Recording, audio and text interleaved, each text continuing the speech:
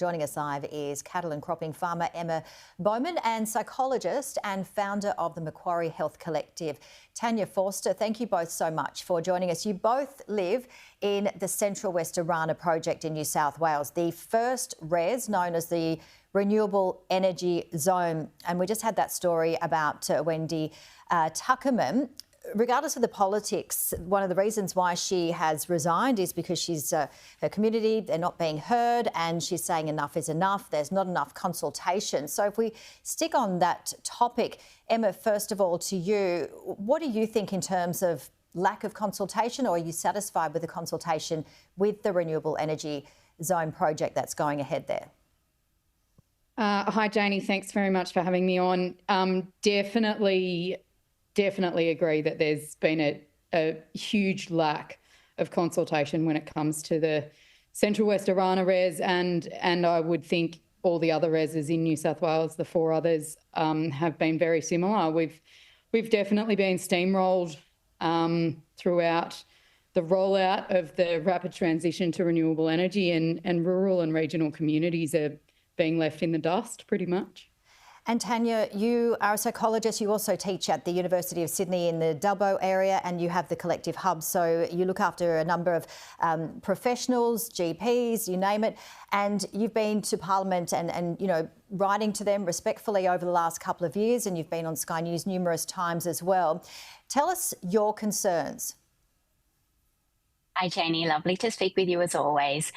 I have been talking about this issue for many years now, and I guess to build on what Emma said, I think the consultation is only beneficial if it leads to action. I'm not alone. There have been many community members who have been speaking out about their concerns, and I want to be really clear, no one is opposed to renewable energy. But I think there are a number of community members who do have concern about the way this is playing out. Yes, this is having a huge impact on our farming community. And we know that the farming industry is so important for our economy, but it's also having a huge impact on communities at large. And of course, for me, I'm particularly concerned about the impact on our social services sector. We know that the development of these renewable projects brings in a really large workforce, and that workforce is going to impact on our primary care sector. We know we need to do something about that because we know that healthcare in our region cannot absorb these growing communities, and they're growing at a really rapid rate.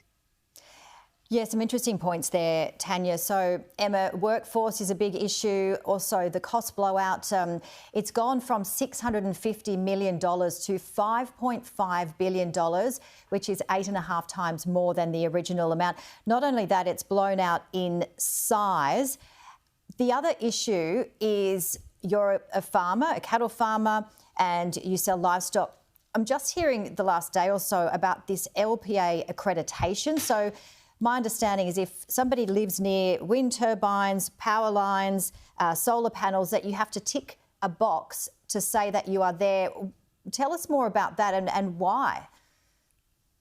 Look, Janie, I think at this point it is just an acknowledgement to get your LPA accreditation, which we have to be able to sell our livestock. My biggest concern is, will that turn from an acknowledgement of a risk on us to, I suppose, mitigate that risk that nothing is actually happening to our livestock at this point?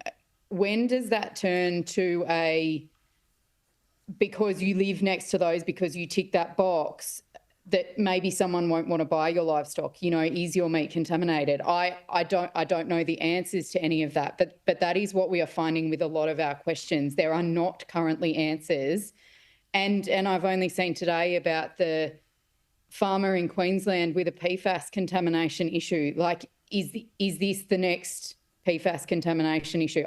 I don't know, and I think it's of huge concern to livestock producers. So, Emma, would you say then the general consensus, similar to what Tanya said, that no one's opposed to renewables, they just want to have, you know, consultation? And other farmers I've spoken to in around Australia, in fact, they have solutions. They're saying perhaps don't build the solar panels on this side of the farm, build them on that side because there's the agricultural land, this is the better place. So they're not against it in general, but they just want more consultation and they have solutions, Emma.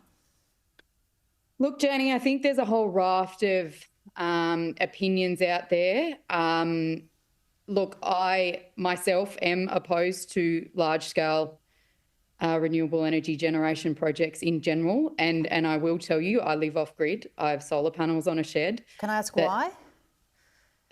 Because I think the risks are great, Janie. I think there are huge risks to contamination of ag land, contamination of our water. I think taking our ag land out of full production in some cases to generate energy for intermittent supply, I don't think that's the right thing to do. What's the alternative, do you think?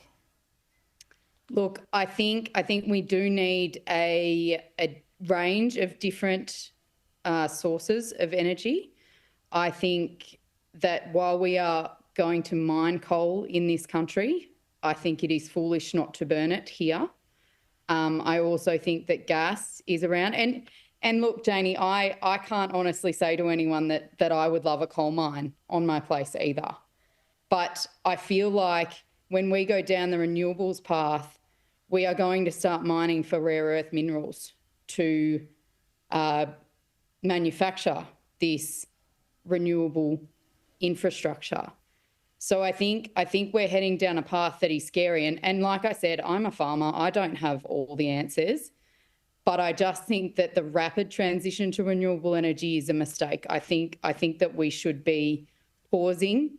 And I know that the reason that this is happening rapidly is because not enough has been done in the last 20 years. So I understand that we're under time pressure, but I do think that we need to pause and just make sure that we're going to do this right. Because if we contaminate our water, if we contaminate our ag land, we are in big trouble, and I think that's really scary. All right, and Tanya, we've got about 10 seconds to go, but I know that you've sort of certainly mentioned solutions. Just quickly, what do you sort of see in that space? There are GP practices throughout this res that are ready to go with the right support. Facilitate them, support them to do the job they already do well, so that we ensure primary care for our community for many years to come. All right, Tanya, Emma, love to chat to you more, but we've got to go. Thank you both so much for your time. Thanks, Janie. Thanks, Janie.